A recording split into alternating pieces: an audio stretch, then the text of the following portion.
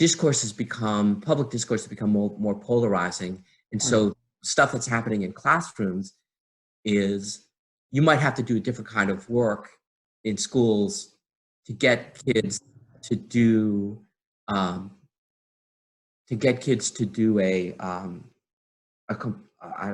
fully developed argument, because that's not what they hear, right? So that would be the wider. My classroom environment is informed by the stuff that's happened outside.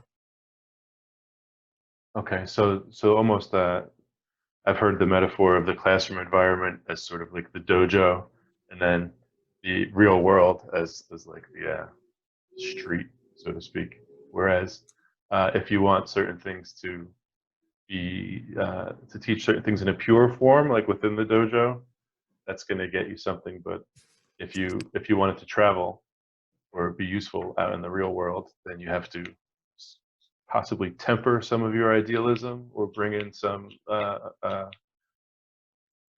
realities from real life, or perform, or not change, or keep the same idealism, but recognize that the discourse that you're producing might have to change in order to achieve that.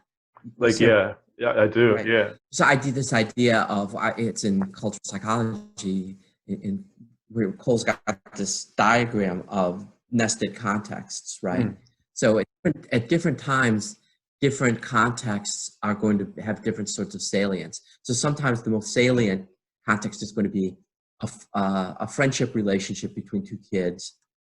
Sometimes it's going to be your classroom. Sometimes it's going to be your school. Sometimes it's going to be the neighborhood. Sometimes it's going to be the city of Philadelphia. Sometimes it's going to be political discourse in the United States. You see it. So and at different stages, I think typically the classroom is often the most salient context, but we need to be mindful of the other contexts that affect it. And then sometimes those other contexts are what's going to matter.